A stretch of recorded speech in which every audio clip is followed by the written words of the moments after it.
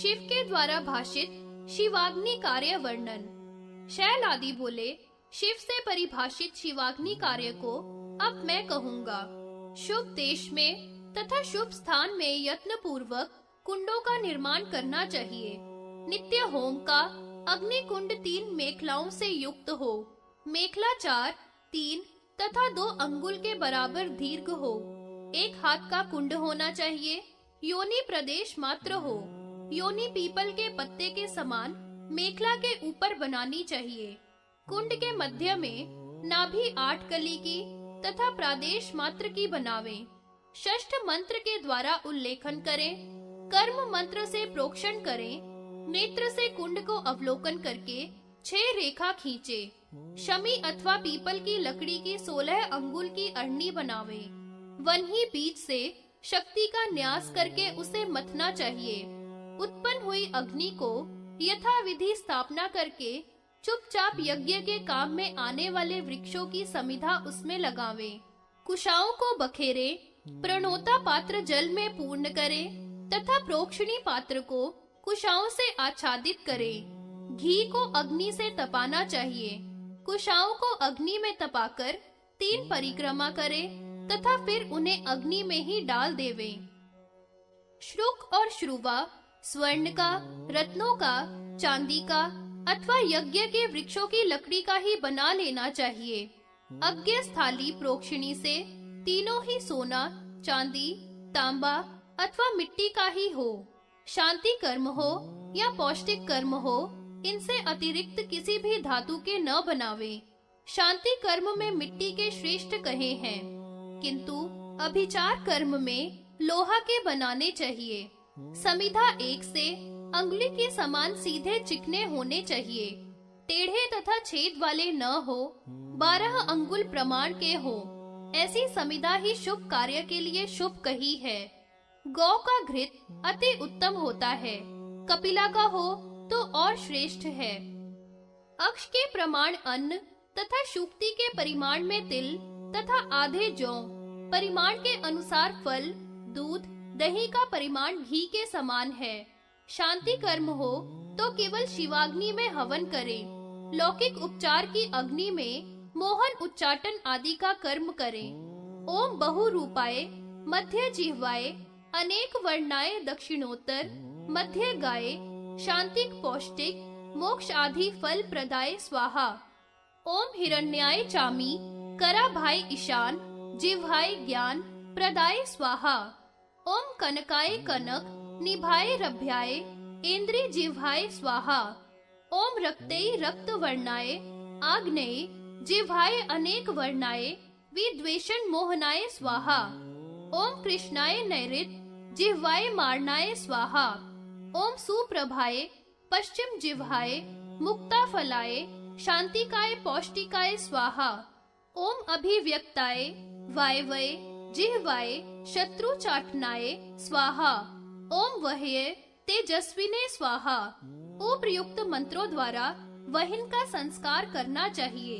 नैमित्तिक कर्मों में इनके द्वारा शिवाग्नि कार्य करना चाहिए। इसके बाद बागीश्वरी आवाहन करना चाहिए। ओम ह्रीम बागीश्वरीम श्याम वर्णाम विशालाक्षीम यौवनोन्मत्त विग्रहाम ऋतुमतीम बागीश्वरी शक्तिम आवाहयामी। इस मंत्र से आवाहन करके बागीश्वरी देवी का यथा योग्य पूजन करना चाहिए। इसके बाद इंद्र आदि लोकपालों का पूजन करें। घी से श्रुवा के द्वारा शक्ति बीज दिशान मूर्ते स्वाहा, पुरुष वक्त्राय स्वाहा, अघोर हृदयाय स्वाहा, वामदेवाय गुह्याय स्वाहा, सद्योजात मूर्ते स्वाहा, ईशान मूर्ते तत्पुरुष वक्त्राय स्वाहा, तत्पुरुष वक्त्राय अघोर हृदयाय स्वाहा, अघोर हृदयाय वाम गुह्याय सद्योजात मूर्ते स्वाहा आदि मंत्रों से इस प्रकार हवन करना चाहिए तथा मूल से शिवजी के हवन में पूर्ण आहुति प्रदान करें। हे मुनीश्वरों, यह क्रिया नित्य ही करनी चाहिए। अग्नि का दीपक इससे प्राप्त होगा तथा अंत में स्वर्ग की प्राप्ति होगी। ऐसा करने वाला पुरुष दुष्कर्म करने पर भी नरक को नहीं जाएगा। मुक्ति की इच्छा वाले भक्त को अहिंसक हवन करना चाहिए। हृदय में अग्नि का चिंतन करना चाहिए और ध्यान रूपी यज्ञ से हवन करना चाहिए।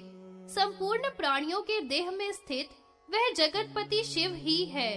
उसको भक्ति के द्वारा जानकर प्राणायाम के द्वारा हवन करना चाहिए। बाह्य हवन करने वाला तो पत्थर पर मेंढक बनता है। अघोरार्चन विधि वर्णन।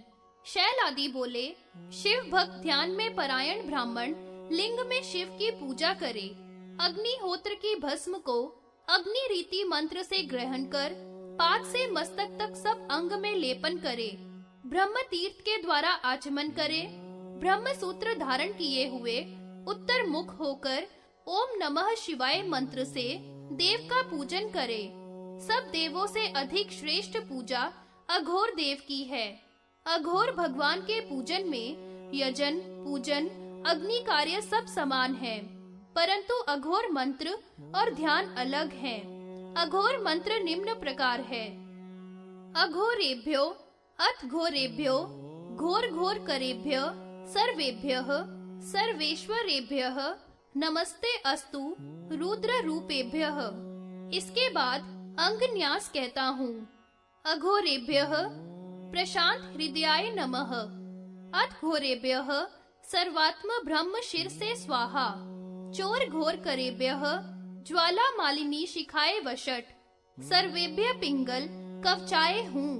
नमस्ते अस्तु रुद्र रूपेभ्य नेत्रत्रयाय वोषट।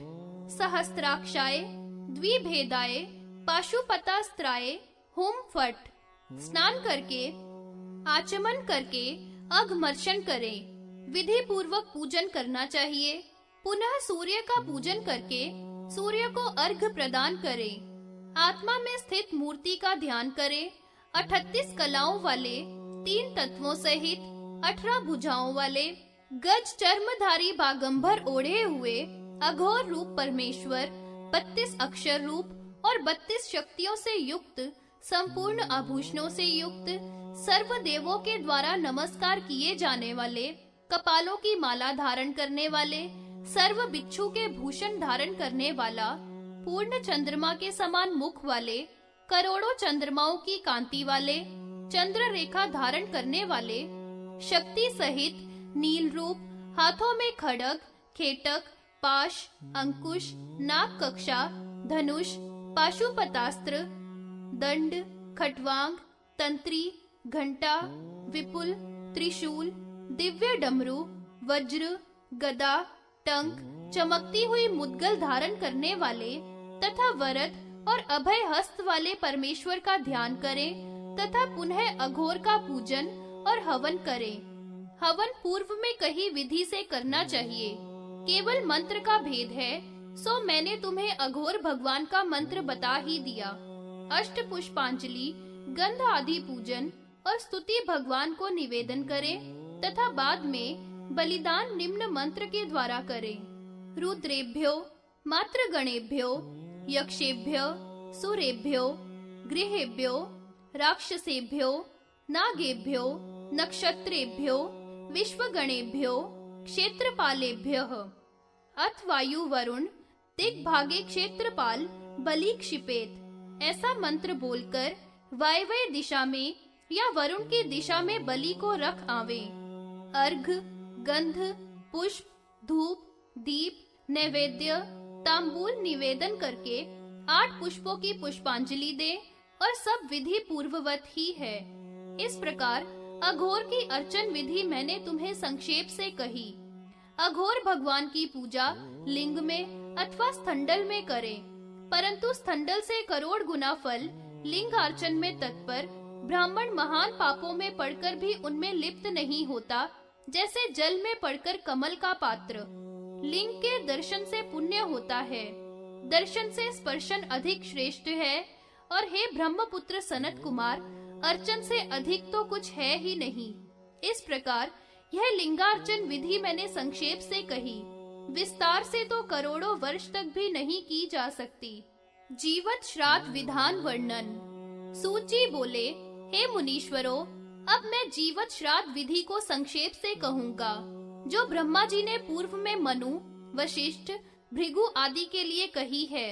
वह सर्व सिद्धि करने वाली है, उसे आप लोग श्रवण करें। पर्वत पर, नदी के किनारे, वन में अथवा आयतन में मरण समय में जीवत श्राद्ध करना चाहिए। जीवत श्राद्ध करने पर जीता हुआ ही मुक्त हो जाता है, चाहे वह कर्म करे अथवा न करे, ज्ञानी हो अथवा अज्ञानी हो, वेद पाठी हो या अवेद पाठी हो, ब्राह्मण, क्षत्रिय, वैश्य सभी मुक्त हो जाते हैं, इसमें कोई संदेह नहीं है। जैसे योगी योग मार्ग के द्वारा मुक्त होता है, वैसे ही जीवत श्राद्ध वाला मुक्त होता है। भूमि की परीक्षा करके उसे शुद्ध करें। बालू का स्थंडल बनावें, उसके बीच में एक हाथ का कुंड बनावें अथवा बाण के बराबर का कुंड बनावें। विधान के द्वारा गौ के गोबर से वेदी के स्थान को लीप कर तथा धूप, दीप आदि से वेदी के स्थान को सुगंधित करें तथा विभिन्न विभिन्न प्रकार के मंगल द्रव्यों से सुशोभित करके अग्नि की स्थापना करें। कुशाओं का परिस्तरण करके स्थंडल पर अग्नि का पूजन करके समिधाओं का हवन करें। पूर्व में समिधाओं का, बाद में अलग अलग चरुओं का हवन करें। हवन के मंत्र नीचे लिखे अनुसार हैं।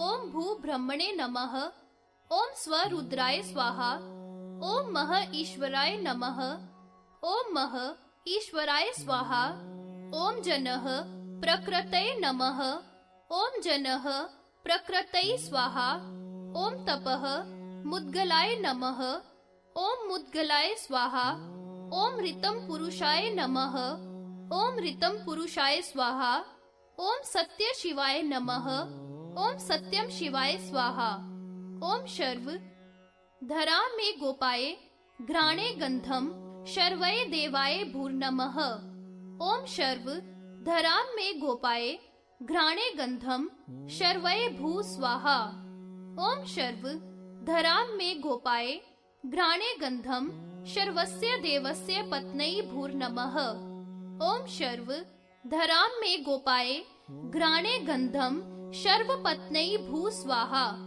ओम भव जलम में गोपाये जिह्वायाम रसंभवाय देवाय भुवा नमः, ओम भव जलम में गोपाये जिह्वायाम रसंभवाय देवाय भुवः स्वाहा, ओम भव जलम में गोपाये जिह्वायाम रसंभवस्य देवस्य पत्न्यै भुवो नमः, ओम भव जलम में गोपाये जिह्वायाम रसंभवस्य पत्न्यै भुवः स्वाहा, ओम रुद्राग्निम में गोपाये नेत्रे रूपम रुद्राय स्वरो नमः, ओम रुद्राग्निम में गोपाये नेत्रे रूपम रुद्रस्य देवस्य पत्नी स्वः स्वाहा, ओम उग्र वायुम में गोपाये त्वचि स्पर्शम उग्राय देवाय महर नमः, ओम उग्र वायुम में गोपाये त्वचि स्पर्शम उग्राय देवाय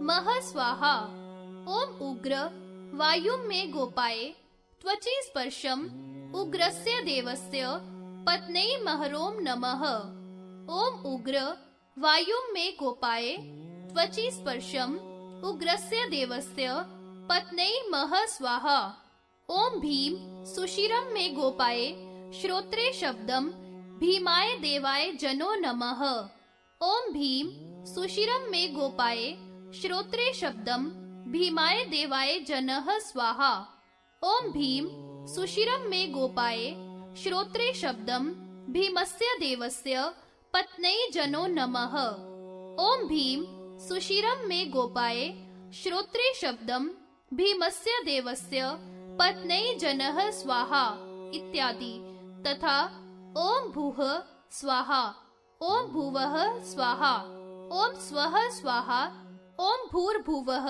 स्वः स्वाहा। इस प्रकार मंत्रों से हवन करके 7वें दिन योगिंद्रों को जो श्राद्ध के योग्य हो उन्हें भोजन करावें। ब्राह्मणों के लिए वस्त्र, आभूषण, शैया, कांस पात्र, ताम्र पात्र, सुवर्ण पात्र, चांदी के पात्र, धेनु, तिल, खेत, दासी, दास तथा दक्षिणा आदि प्रदान करनी चाहिए। पहली तरह पिंड को 8 प्रकार से देना चाहिए। 1000 ब्राह्मणों को दक्षिणा सहित भोजन कराना चाहिए। योग में तत्पर भस्म लगाए हुए जितेंद्रिय योगी को 3 दिन तक महाचरु निवेदन करना चाहिए। मरने पर करे या न करे, वह तो जीवित ही मुक्त है। नित्य नैमित्तिक कार्यों को बांधव के मरने पर नहीं त्यागना चाहिए, क्योंकि उसे शौचा शौच नहीं लगता। उसका सूतक स्नान मंत्र से ही शुद्ध होता है। अपनी स्त्री में पुत्र के उत्पन्न होने पर उसका भी सर्व कर्म ऐसे ही करना चाहिए, क्योंकि वह पुत्र भी ब्रह्म के समान होता है। यदि कन्या उत्पन्न होगी तो वह अपर्णा के समान होगी। उसके वंशज सब मुक्त हो जाएंगे। नरक से सब पितृ मुक्त हो जाएंगे। इस प्रकार यह सब ब्रह्मा जी ने पूर्व में मुनियों से कहा था। सनत कुमार ने श्री कृष्ण द्वैपायन से इसको कहा और वेद व्यास से मैंने सुना। सो मैंने अति गोपनीय और कल्याणप्रद रहस्य तुमसे कहा। इसे मुनिपुत्र और भक्त को देना चाहिए, अभक्त को नहीं देना चाहिए।